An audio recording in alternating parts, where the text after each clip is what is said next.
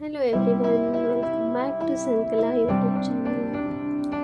So ಇವತ್ತು ನಿಮ್ಮ ಮುಂದೆ ನಾನು ನಮ್ಮ ಮದುವೆ ಆ್ಯನಿವರ್ಸರಿ ಇತ್ತು. ಸೊ ಅದಕ್ಕೆ ನಾನು ಸ್ಪೆಷಲ್ ಆಗಿ ಸ್ವೀಟ್ ಬಂದುಬಿಟ್ಟು ಗೋಧಿ ಹುಗ್ಗಿ ಅಂತ ಹೇಳ್ತಾರೆ, ಗೋಧಿ ಹುಗ್ಗಿನ ಮಾಡಿದ್ದೆ. ಸೊ ಇವತ್ತು ನಿಮ್ಮ ಮುಂದೆ ನಾನು ಈ ವಿಡಿಯೋದಲ್ಲಿ ಗೋಧಿ ಹುಗ್ಗಿನ ಮಾಡೋದು ಯಾವ ಥರ ಅಂತ ಹೇಳ್ಬಿಟ್ಟು ತೋರಿಸ್ಕೊಡ್ತೀನಿ. ಸೊ ಬನ್ನಿ ಯಾವ ಥರ ಮಾಡೋದಂತ ನೋಡೋಣ. ಸೊ ಗೋಧಿ ಹುಗ್ಗಿ ಮಾಡೋಕ್ಕೆ ಫಸ್ಟ್ ಬೇಕಾಗಿರೋದು ನಮಗೆ ಹುಗ್ಗಿ ಅಕ್ಕಿ ಅಂತ ಹೇಳ್ತಾರೆ, ಹೊಡೆದಿರೋಂಥ ಇದು ಗೋಧಿ ಇರುತ್ತೆ. ಸೊ ಅದನ್ನು ನಾವು ನಾಳೆ ಮಾಡ್ತೀವಿ ಅಂತಂದರೆ ಇವತ್ತು ನೈಟ್ ನಾವು ನೆನೆ ಇಡಬೇಕು. ಸೊ ಇಲ್ಲಿ ನೆನೆ ಇಡೋಕ್ಕೆ ನೀವು ನೋಡ್ತಾ ಇದ್ದೀರಲ್ವ, ಒಂದು ಚಿಕ್ಕ ಲೋಟದಲ್ಲಿ 1 ಬಟ್ಲಾಗಷ್ಟು ನಾನು ಗೋಧಿ ಅಕ್ಕಿನ ತೊಗೊಂಡಿದ್ದೀನಿ, ಹುಗ್ಗಿ ಅಕ್ಕಿನ ತೊಗೊಂಡಿದ್ದೀನಿ. ಆ ಹುಗ್ಗಿ ಅಕ್ಕಿಗೆ 1 ಲೋಟ ಹುಗ್ಗಿ ಅಕ್ಕಿಗೆ ನಾನು 4 ಲೋಟ ಆಗೋಷ್ಟು ನೀರನ್ನ ಹಾಕ್ಕೊಳ್ತಾ ಇದ್ದೀನಿ. ಸೊ 4 ಲೋಟ ನೀರು ಹಾಕಿಬಿಟ್ಟು ನೀವು ನೆಕ್ಸ್ಟ್ ಡೇ ಯಾವ ಪಾತ್ರೆಯಲ್ಲಿ ಮಾಡ್ತೀರಾ ಅದೇ ಪಾತ್ರೆ ಒಳಗಡೆ ನೆನೆ ಇಟ್ಕೊಳ್ಬೇಕು. ನಾನು ಕುಕ್ಕರಲ್ಲಿ ಮಾಡ್ತಾ ಇರೋದು, ಅದನ್ನು ಓವರ್ ನೈಟು ಸೋಕ್ ಮಾಡಿದ್ದೆ. ಸೊ ನೋಡ್ತಾ ಇದ್ದೀರಲ್ವ, ಇವಾಗ ಹುಗ್ಗಿ ಅಕ್ಕಿ ತುಂಬ ಚೆನ್ನಾಗಿ ನೆಂದಿದೆ. ಸೊ ಈ ನೆಂದಿರೋ ಹುಗ್ಗಿ ಅಕ್ಕಿಗೆ ನಾವು ಪುನಃ ನೆಕ್ಸ್ಟ್ ಡೇ ಮಾರ್ನಿಂಗು ಯಾವುದೇ ರೀತಿಯಾದಂಥ ನೀರನ್ನ ಸೇರಿಸ್ಕೊಳ್ಬಾರ್ದು. ಸೊ ನಾವೇನು ನೆನೆ ಇಟ್ಟಿರ್ತೀವಲ್ವ ಅದೇ ನೀರನ್ನೇ ನಾವು ಡೈರೆಕ್ಟಾಗಿ ಬಾಯ್ಲ್ ಮಾಡೋಕ್ಕೆ ಇಟ್ಕೊಳ್ಬೇಕು. ಸೊ ನೋಡ್ತಾ ಇದ್ದೀರಲ್ವ, ಸೊ ಹುಗ್ಗಿ ಅಕ್ಕಿ ಎಷ್ಟು ಚೆನ್ನಾಗಿ ನೆಂದಿದೆ ಅಂತ ಹೇಳ್ಬಿಟ್ಟು.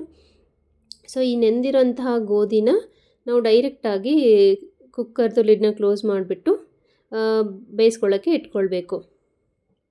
ಸೊ ಅದಕ್ಕೋಸ್ಕರ ನಾವು ಚೆನ್ನಾಗಿ ಅಳತೆ ಪ್ರಕಾರ ನಾವು ನೀರನ್ನ ತೊಗೊಂಡ್ಬಿಟ್ಟು ನೆನೆ ಇಟ್ಕೊಂಡಿರಬೇಕು ನೈಟು.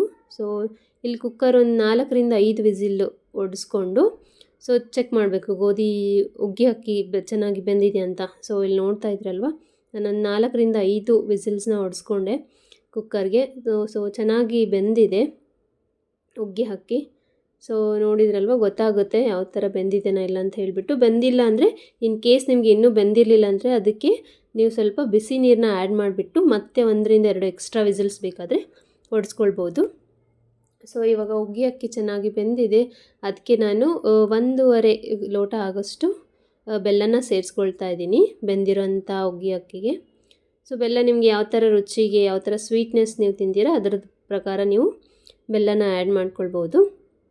ಸೊ ನಾನಿಲ್ಲಿ ಯೂಸ್ ಮಾಡ್ತಾ ಇರೋದು ಆರ್ಗಾನಿಕ್ ಬೆಲ್ಲ, ಅದರ ಸಲುವಾಗಿ ಒಂದು ಸ್ವಲ್ಪ ಬ್ರೌನ್ ಕಲರ್ ಆಗಿ ಕಾಣ್ತಾ ಇದೆ ಬೆಲ್ಲ.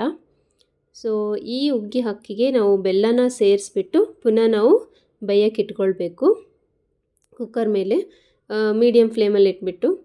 ಸೊ ನೋಡ್ತಾ ಇದ್ದೀರಲ್ವ, ನಾನು ಬೆಲ್ಲನ ಸೇರಿಸ್ಬಿಟ್ಟು ಪುನಃ ನಾನು ಬೇಯಿಸ್ಕೊಳ್ತಾ ಇದ್ದೀನಿ. ಸೊ ಅಷ್ಟೊತ್ತಲ್ಲೇ ನಾನು ಹುಗ್ಗಿಗೆ ಏನೇನು ಬೇಕೋ ಅದೆಲ್ಲ ಇಂಗ್ರೀಡಿಯೆಂಟ್ಸ್ ರೆಡಿ ಮಾಡಿಕೊಂಡೆ. ತುರಿದಿರೋಂಥ ಒಣಕಾಯಿ, ಗೋಡಂಬಿ, ದ್ರಾಕ್ಷಿ ಮತ್ತು ಏಲಕ್ಕಿ ಪುಡಿ.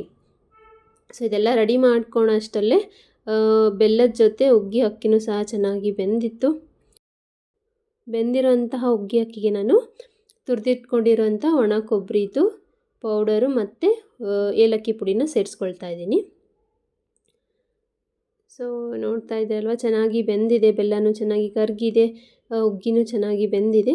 ಸೊ ಈ ಬೆಂದಿರೋದಕ್ಕೆ ನಾವು ತಡ್ಕನ ಹಾಕ್ಕೊಳ್ಳೋಣ. ತಡ್ಕ ಇನ್ ದ ಸೆನ್ಸ್ ಗೋಡಂಬಿ ದ್ರಾಕ್ಷಿದು ತುಪ್ಪದಲ್ಲಿ ಫ್ರೈ ಮಾಡ್ಕೊಂಡ್ಬಿಟ್ಟು ಅದಕ್ಕೆ ಹಾಕ್ಕೊಳ್ಬೇಕು. ಸೊ ನೀವು ಏನಾದರೂ ಸ್ಪೆಷಲ್ ಒಕ್ಯಾಷನ್ ಇದ್ದರೆ, ಯುಗಾದಿ, ದೀಪಾವಳಿ, ಯಾವುದಾದ್ರೂ ದೊಡ್ಡ ದೊಡ್ಡ ಹಬ್ಬದಲ್ಲೂ ಹುಗ್ಗಿ ಅಕ್ಕಿಯಿಂದ ಗೋಧಿ ಹುಗ್ಗಿನ ಮಾಡ್ಕೊಂಡು ತಿನ್ಬೋದು. ಬಟ್ ತುಂಬ ಅಂದರೆ ತುಂಬಾ ಟೇಸ್ಟಿಯಾಗಿರುತ್ತೆ. ನಾರ್ಮಲ್ ಗೋಧಿಯಿಂದ ಇದು ಮಾಡಲ್ಲ. ಸೊ ನಮ್ಮ ದೊಡ್ಡಮ್ಮ ನಮಗೆ ಸೊಲಾಪುರಿಂದ ಇದು ಹುಗ್ಗಿ ಅಕ್ಕಿನ ಕಳಿಸಿದ್ರು. ಸೊ ಅದರಿಂದ ನಾನು ಆ್ಯನಿವರ್ಸರಿ ಸ್ಪೆಷಲ್ ಅಂತ ಹೇಳಿಬಿಟ್ಟು ಗೋಧಿ ಹುಗ್ಗಿನ ಮಾಡಿದ್ದೆ. ಸೊ ನಾನು ಇವಾಗ ಫ್ರೈ ಮಾಡಿಟ್ಕೊಂಡಿರೋಂಥ ಡ್ರೈ ಫ್ರೂಟ್ಸ್ನ ಅದಕ್ಕೆ ಸೇರಿಸ್ಕೊಳ್ತಾ ಇದ್ದೀನಿ. ಸೊ ನೋಡ್ತಾ ಇದ್ದೀರಲ್ವ, ಗೋಧಿ ಹುಗ್ಗಿ ರೆಡಿ ಆಗಿದೆ ಇವಾಗ ಸರ್ವ್ ಮಾಡೋಕ್ಕೆ. ಹೋಪ್ ನಿಮಗೆ ಈ ಗೋಧಿ ಹುಗ್ಗಿದು ರೆಸಿಪಿ ಇಷ್ಟ ಆಯಿತು ಅಂತ ಅಂದ್ಕೊಳ್ತೀನಿ. ಇಷ್ಟ ಆಗಿದರೆ ಚಾನಲ್ನ ಸಬ್ಸ್ಕ್ರೈಬ್ ಮಾಡ್ಕೊಳ್ಳಿ, ಲೈಕ್, ಶೇರ್, ಕಮೆಂಟ್ ಮಾಡಿ ಅಂತ ಹೇಳ್ತಾ ನಾನು ಈ ರೆಸಿಪಿನ ಇಲ್ಲಿಗೆ ಕಂಪ್ಲೀಟ್ ಮಾಡ್ತಾ ಇದ್ದೀನಿ. ಈ ಗೋಧಿ ಹುಗ್ಗಿ ಇವಾಗ ರೆಡಿ ಟು ಸರ್ವ್. ಹೋಪ್ ನಿಮಗೆ ಈ ವಿಡಿಯೋ ಇಷ್ಟ ಆಯಿತು ಅಂತ ಅಂದ್ಕೊಳ್ತೀನಿ. Thank you for watching this video.